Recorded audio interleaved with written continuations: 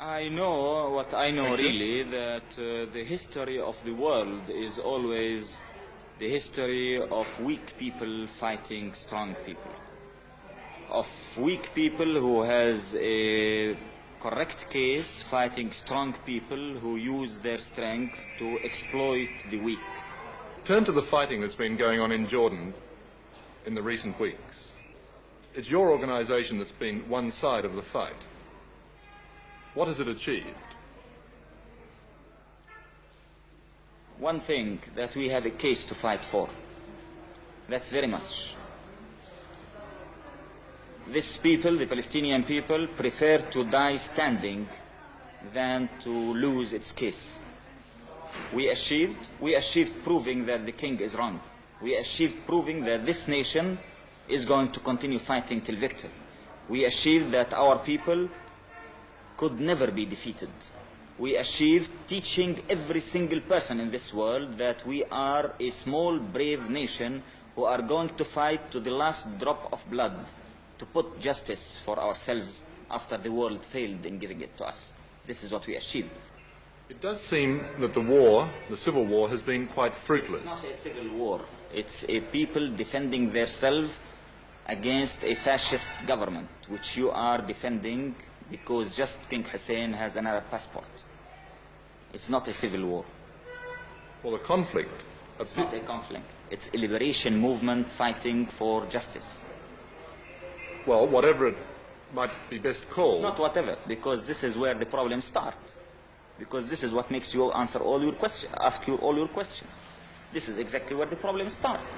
This is a people who is discriminated, is fighting for his rights. This is a story. If you will say it's a civil war, then your questions will be justified. If you will say it's a conflict, then of course it's a surprise to know what's happening. Why won't your organization engage in peace talks with the Israelis? You don't mean exactly peace talks. You mean capitulation, surrendering. Why not just talk? Talk to whom? Talk to the Israeli leaders.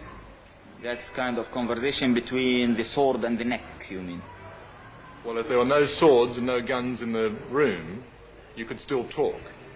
No, I had never seen any talk between a colonialist case and a national liberation movement.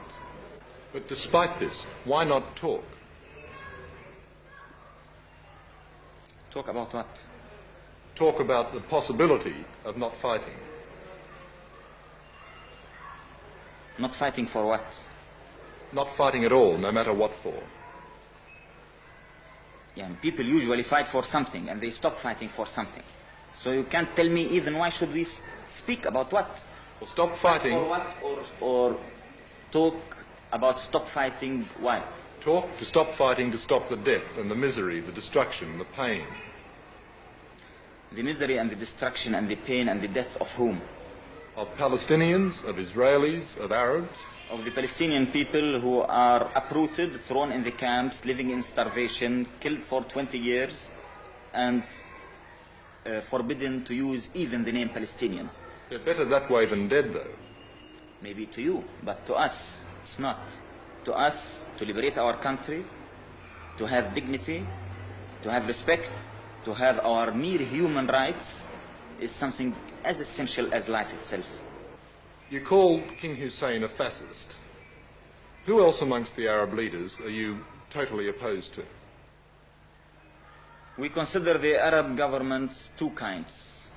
Something we call reactionaries, who are completely connected with imperialists, like King Hussein government, like Saudi Arabian government, like Moroccan government, Tunisian government.